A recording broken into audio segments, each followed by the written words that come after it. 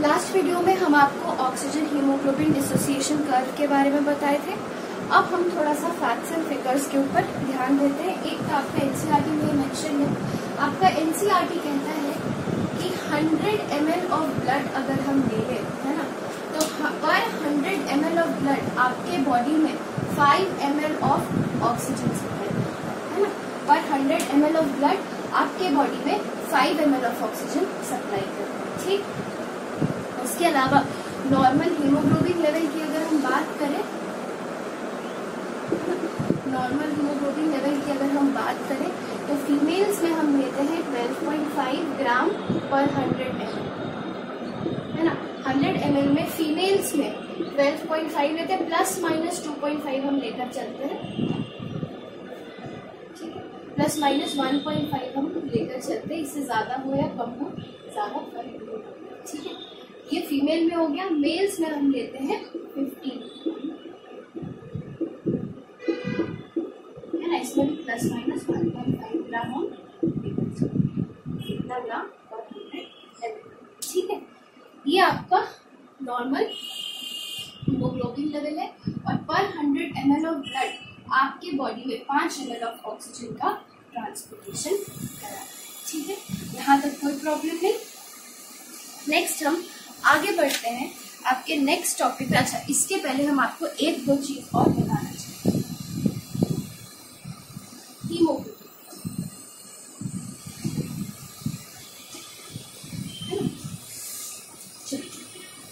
तो हम लोग में जो नॉर्मल ह्यूमंस में हीमोग्लोबिन रहता है दैट इज HbA, है ना। A फॉर अडल्ट है।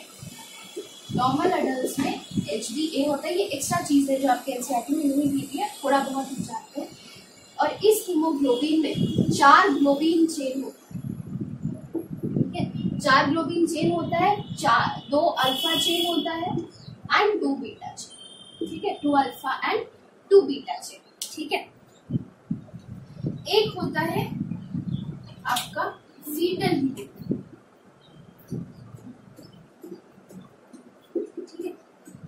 फीटल हीमोग्लोबिन में 2 अल्फा के साथ आपका 2 डेल्टा चेन, है ना। इसमें बीटा चेन नहीं होता है, ठीक। और ये जो हीमोग्लोबिन होता है इसका एफिनिटी 30% से ऑक्सीजन के लिए, इसका एफिनिटी 30% से हीमोग्लोबिन ए से ज्यादा होता है, ठीक।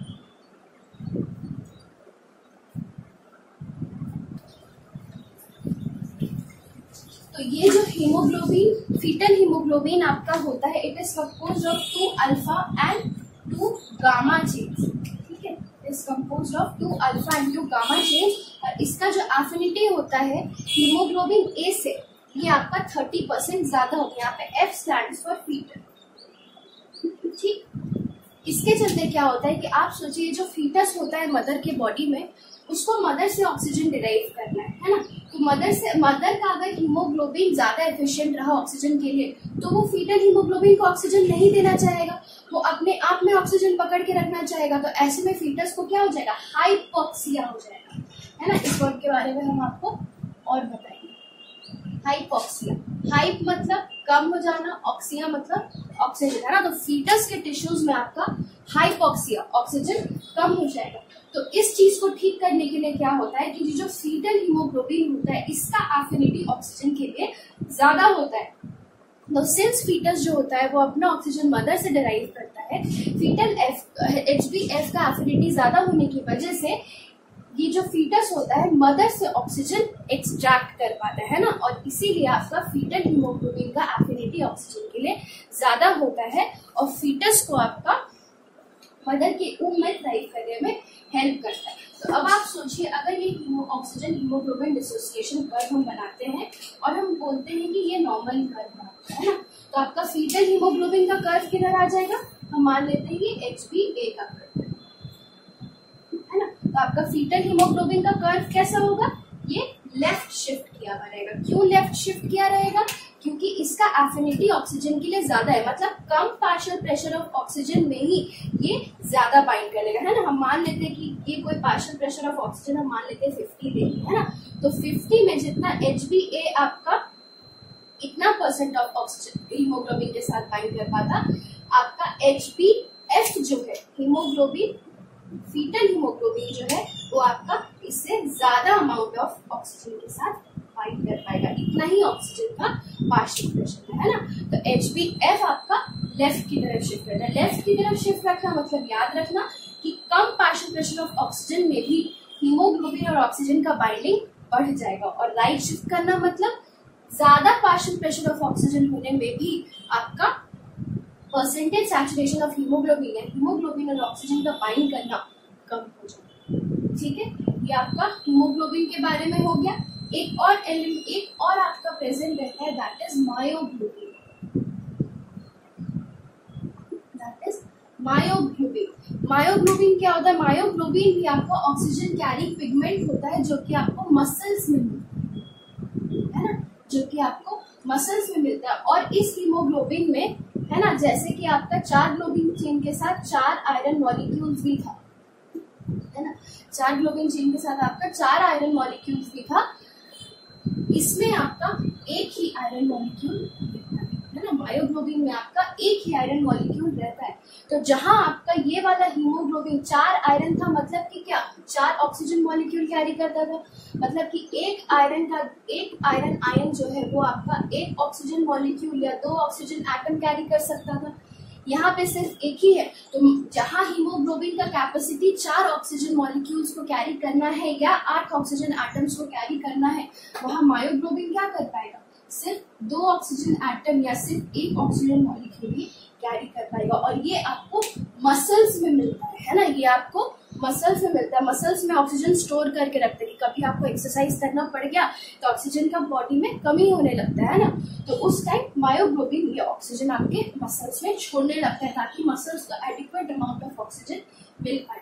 तो अगर हम इस मायोग्लोबिन का ग्राफ देखेंगे, इस मायोग्लोबिन का अगर हम ग्राफ देखेंगे तो मायोग्लोबिन का ग्राफ कैसा होगा? हम मानते हैं ये मेरा नॉर्मल हीमोग्लोबिन का ग्राफ है, ठीक है। मायोग्लोबिन का ग्राफ कुछ ऐसा है ना, ये सिग्मोइड था, ये हाइपरबोलिक होगा, है ना। हाइपरबोलिक समझते हैं?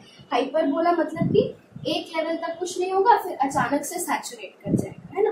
अगर ये PO2 ऑफ ऑक्सीजन है, एक लेवल से PO2 बढ़ा, तुरंत से तुरंत टोटली सैचुरेट कर गया। क्यों? क्योंकि वो सिर्फ एक ही ऑक्सीजन मॉलिक्यूल कैरी कर सकता है। ये जो सिग्मोइड कर्व था, पहले 1 या 2 या 3 या फिर 4 जब किया तब जाकर फाइनली सैचुरेट हुआ। लेकिन ये जो मायोग्लोबिन है वो क्या करता है? सिर्फ एक ही कैरी करता है। तो जैसे ही थोड़ा ऑक्सीजन बढ़ेगा वो सारा का सारा कंबाइन कर जाएगा, और कंबाइन करके मेरे को हाइपरबोलिक ग्राफ मिलेगा। तो नॉर्मल हीमोग्लोबिन का ग्राफ मेरा कैसा होता है? नॉर्मल हीमोग्लोबिन का ग्राफ मेरा सिग्मोइड होता है, ठीक। और जो आपका मायोग्लोबिन का ग्राफ होता है वो आपका हाइपरबोलिक। मायोग्लोबिन का ग्राफ मेरा हाइपरबोलिक होता है, ठीक। चलिए, ठीक। इसके बाद हम आपको एक और चीज बताएंगे ऑक्सीजन के साथ रिलेशन में।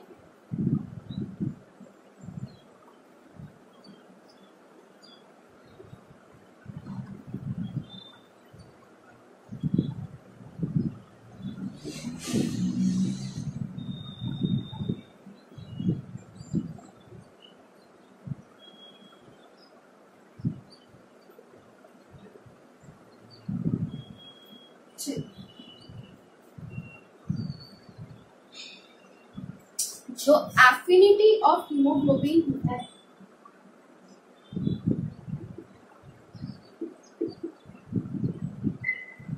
Affinity of haemoglobin for oxygen सबसे कम होता है, उससे ज्यादा होता है कार्बन डाइऑक्साइड का, सबसे ज्यादा होता है कार्बन मोनोऑक्साइड, है ना। सबसे ज्यादा होता है कार्बन मोनोऑक्साइड का। तो हम कहते हैं कभी भी आप सो रहे हो, है ना, तो बोला जाता है कि रूम में कोयला जला के बंद रूम करके नहीं सोना चाहिए, ठंड के टाइम पे स्पेशली, है ना, हीटर ऑन करके नहीं सोना चाहिए। ऐसा क्यों बोला जाता है? क्योंकि थोड़ा भी अगर कार्बन मोनोऑक्साइड, आपको पता है जब कंबशन होता है तो CO2 तो प्रोड्यूस होता ही है कार्बन कंपाउंड में आपके बॉडी में या बाहर में, है ना, उसके साथ आपका कुछ अमाउंट ऑफ कुछ भी बर्न हो रहा हो तो कार्बन मोनोऑक्साइड भी प्रोड्यूस होता है इनकम्प्लीट कंबशन से, है ना। तो कार्बन मोनोऑक्साइड जो प्रोड्यूस होता है वो थोड़ा भी अगर आपके बॉडी में जाएगा तो उसका एफिनिटी ऑक्सीजन से लगभग 100 टाइम्स ज्यादा होता है, 100 टाइम्स ज्यादा होता है ना एफिनिटी हीमोग्लोबिन के लिए। तो वो क्या करेगा, बहुत ज्यादा अमाउंट में ऑक्सीजन के साथ हीमोग्लोबिन के साथ बाइंड करने के लिए compete करने लग जाएगा, है ना, ऑक्सीजन के साथ compete करेगा कि हम हीमोग्लोबिन के साथ बाइंड करेंगे। और इस वजह से क्या होगा कि आपका बॉडी में ऑक्सीजन का डिस्ट्रीब्यूशन, ऑक्सीजन का लेवल कम होने लगेगा, कार्बन डाइऑक्साइड का बढ़ने लगेगा, सोते सोते ही आप ऊपर चले जाइएगा, है ना, हाइपोक्सिया में चले जाइएगा। ठीक है, तो इसलिए कभी भी अगर आप सोए, अगर आप रात में ठंड के दिन में कोयला जला के सो रहे हैं या फिर हीटर ऑन करके सो रहे हैं, तो please make sure do not close your rooms, है ना, कभी भी रूम बंद करके नहीं सोना है। ऑक्सीजन का प्रॉपर फ्लो, प्रॉपर वेंटिलेशन उस घर में या उस रूम में होना चाहिए। ठीक है, तो ऑक्सीजन के साथ जब बाइंड करता है तो हम ऑक्सी हीमोग्लोबिन बोलते हैं, कार्बन डाइऑक्साइड के साथ बाइंड करता है तो हम कार्बामिनो हीमोग्लोबिन बोलते हैं। जब कार्बन मोनोऑक्साइड के साथ हीमोग्लोबिन बाइंड करता है तो हम इसको कार्बोक्सी हीमोग्लोबिन बोलते हैं, हम इसको कार्बोक्सी हीमोग्लोबिन। ठीक है, यहाँ पे आपका ऑक्सीजन के बारे में खत्म होता है और हम स्टार्ट करते हैं कार्बन डाइऑक्साइड के ट्रांसपोर्टेशन के साथ।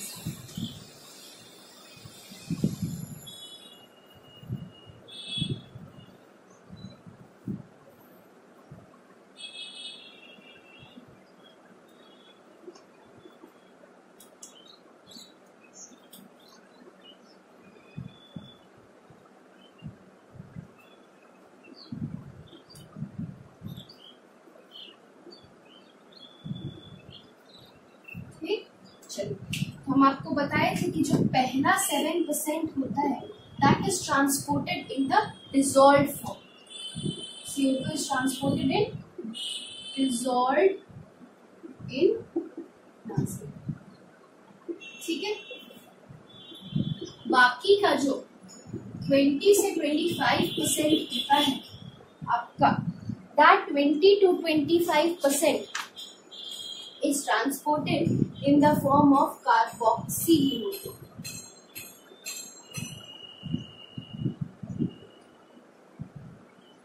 ठीक, is transported in the form of carboxy, I'm very sorry, carbaminohemoglobin। Carboxy hemoglobin is for carbon monoxide, this is carbaminohemoglobin।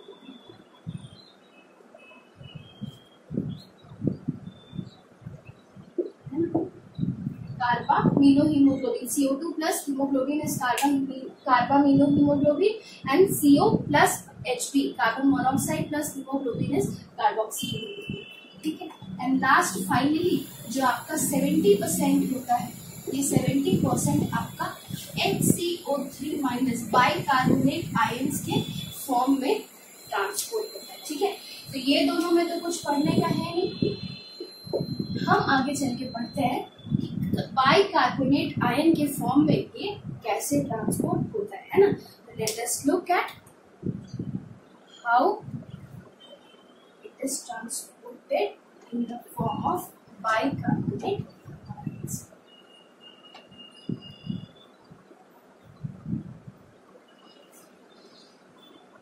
ठीक है, हम मान लेते हैं कि ये हमारा एक टिश्यू सेल, ये हम मान लेते हैं टिश्यू सेल है हमारा। ठीक, हम मान लेते हैं ये हमारा ब्लड वेसल है, ब्लड वेसल्स में ब्लड फ्लो करेगा।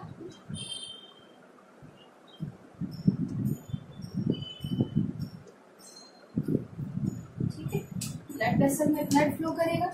अब इस ब्लड वेसल में आपका आरबीसी रहेंगे, है ना, जो रेड से डिपिक्ट कर रहे हैं हम उसको आरबीसी, रेड ब्लड्स। ठीक, टिश्यू सेल में आपका CO2 प्रोड्यूस हुआ, टिश्यू सेल में आपका CO2 प्रोड्यूस हुआ, ये CO2 डिफ्यूज करके ब्लड में जाएगा, डिफ्यूज करके ब्लड के अंदर आरबीसी के अंदर चला जाता है ना, इस रेड ब्लड सेल के अंदर डिफ्यूजन से CO2। ठीक, इस आरबीसी के अंदर में H2O मॉलिक्यूल्स होगा, वाटर मॉलिक्यूल्स होगा। इन वाटर मॉलिक्यूल्स के साथ ये CO2 कंबाइन करेगा in the presence of an enzyme that is called as carbonic anhydrase.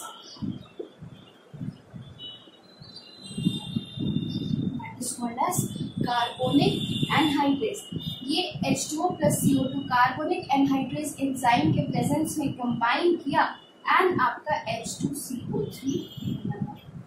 ठीक, ये H2CO3 फिर से कार्बोनिक एनहाइड्रेज के प्रेजेंस में H प्लस आयन और HCO3 माइनस आयन में डिसोशिएट कर जाएगा, है ना। ये जो H2CO3 इसको हम बोलते हैं कार्बोनिक एसिड, है ना। यहाँ जगह नहीं है लिखने का, आप लिख लेना। This is called as carbonic acid. ये कार्बोनिक एसिड फिर से कार्बोनिक एनहाइड्रेज एंजाइम के प्रेजेंस में डिसोशिएट करेगा और डिसोशिएट करके H प्लस आयन, एक प्रोटॉन आयन, हाइड्रोजन आयन और बाइकार्बोनेट आयन में डिसोशिएट कर जाएगा। यहाँ तक कोई प्रॉब्लम नहीं। अब ये डिसोसिएशन के बाद क्या होगा कि ये जो HCO3 माइनस या बाइकार्बोनेट आयन है आपका, ये आरबीसी के बाहर डिफ्यूज कर जाएगा। ये आरबीसी के बाहर डिफ्यूज कर जाएगा। ठीक, अब देखिए हम आपको बोले थे, तभी बताए थे कि जो CO2 होता है उसके प्रेजेंट जब whenever CO2 level in your blood rises the H plus level also rises, है ना। जब भी आपका ब्लड में कार्बन डाइऑक्साइड का लेवल बढ़ता है तो आपके ब्लड की एसिडिटी या प्रोटॉन का लेवल या H प्लस आयन का लेवल भी बढ़ जाता है। अब देखिए CO2 है ना, वाटर के साथ कंबाइन करके क्या बनाया, हाइड्रोजन आयन बनाया। तो जब भी CO2 आपके ब्लड में बढ़ेगा तो कॉन्सिक्वेंटली क्या बढ़ जाएगा, हाइड्रोजन आयन बढ़ जाएगा, है ना। ब्लड की एसिडिटी बढ़ जाएगी। इसीलिए आपका उस टाइम क्या होता है कि ऑक्सीजन का डिसोसिएशन होने लगता है, और ऑक्सीजन डिसोशिएट करने लगता है तो कुछ अमाउंट ऑफ कार्बन डाइऑक्साइड आपका कार्बामिनो हीमोग्लोबिन, है ना। कुछ amount of carbon dioxide will also combine with haemoglobin, है ना, Hb कुछ। ठीक है, तो ये HCO3 माइनस आयन जो था ये आपके आरबीसी से बाहर डिफ्यूज किया और डिफ्यूज करके आपका बनाया, डिफ्यूज करके ये बाहर चला गया। ऑब्वियसली पोलर कंपाउंड है, प्लाज्मा वाटर है ना, इसमें डिसॉल्व करके वो ट्रांसपोर्टेशन होगा। अब ये जो HCO3 माइनस आयन, ये नेगेटिव चार्ज आयन जो आपका आरबीसी से बाहर निकला, तो इस आरबीसी के अंदर आपका नेट नेगेटिव आयन का डेफिसिट हो गया। मतलब कि अभी तक ये H प्लस जितना प्रोड्यूस हो रहा था उतना ही HCO3 माइनस भी प्रोड्यूस हो रहा था, तो आपका चार्ज बैलेंस था। लेकिन HCO3 माइनस के बाहर डिफ्यूज करने की वजह से क्या हुआ कि आपका आरबीसी के अंदर नेगेटिव चार्ज कम हो गया और पॉजिटिव चार्ज या H प्लस आयन बढ़ गया। इस बढ़ने की वजह से आपका क्या होगा, चार्ज अंदर बढ़ जाएगा। तो ये चार्ज हम कभी भी अपने बॉडी में ऐसे नहीं रख सकते, हमको हमेशा न्यूट्रल करके चलना होगा। तो due to diffusion of HCO3 minus outside RBC, दूसरा नेगेटिवली चार्ज आयन जो कि क्लोराइड आयन होता है, वो इसके बाहर निकलने को कंपेंसेट करने के लिए अंदर डिफ्यूज है ना। बाइकार्बोनेट आयन के बाहर डिफ्यूजन को कंपेंसेट करने के लिए chloride ion Cl minus ion अंदर डिफ्यूज करने लगता है, और इसी फिनोमिना को हम बोलते हैं क्लोराइड शिफ्ट, है ना। या फिर इसको हम और कहते हैं हैमबर्गर फिनोमिना।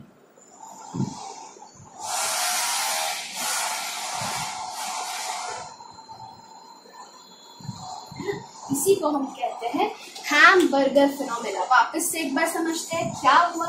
CO2 डिफ्यूज करके आरबीसी के अंदर आया, आरबीसी के अंदर आया, आपका वाटर के साथ कार्बोनिक एनहाइड्रेज एंजाइम के प्रेजेंस में कंबाइन किया, कंबाइन करके आपका कार्बोनिक एसिड बनाया, कार्बोनिक एसिड फिर से कार्बोनिक एनहाइड्रेज एंजाइम के प्रेजेंस में डिसोशिएट किया और एक हाइड्रोजन आयन और बाइकार्बोनेट आयन बनाया। ये बाइकार्बोनेट आयन आपका आरबीसी से बाहर की तरफ डिफ्यूज कर गया। बाहर की तरफ डिफ्यूज किया तो अंदर में नेगेटिव चार्ज की कमी हो गई। अंदर में नेगेटिव चार्ज की कमी को बैलेंस करने के लिए क्या हुआ, बाहर से ब्लड से आपका chloride ion Cl- ion RBC के अंदर डिफ्यूज किया। इसी डिफ्यूजन को हम कहते हैं क्लोराइड शिफ्ट। जब क्लोराइड आपका ब्लड प्लाज्मा से आपका आरबीसी के अंदर शिफ्ट कर जाता है, डिफ्यूज कर जाता है। इसी फिनोमेना को हम हैमबर्गर फिनोमेना बोले थे, क्योंकि ये साइंटिस्ट हैमबर्गर थे जिन्होंने इस फिनोमेना के बारे में बताया। आज के लिए हम यहीं पे खत्म करते हैं। नेक्स्ट वीडियो लेक्चर में हम आपको बताएंगे कि बोर्स इफेक्ट और हैल्डेन्स इफेक्ट क्या होता है, ठीक है। और याद रखना, कुछ अमाउंट ऑफ CO2 जो कि आपका आरबीसी के अंदर डिफ्यूज किया, वो आपका हीमोग्लोबिन के साथ कंबाइन करके कार्बामिनो हीमोग्लोबिन भी बनाता है ना। तो this is also very important. Next में हम आपको बताएंगे कि आपका हैल्डेन्स इफेक्ट और बोर्स इफेक्ट क्या होता है, ठीक है। उसके बाद फिर हम आपको रेगुलेशन ऑफ रेस्पिरेशन बताएंगे, कुछ एक दो आपको डिजीजेस बताएंगे रेस्पिरेटरी सिस्टम का। फिर हमारा ये चैप्टर कंप्लीट हो जाएगा। फिर आपका सिलेबस में न्यू रिवाइज सिलेबस के हिसाब से जो भी आपका नेक्स्ट चैप्टर होगा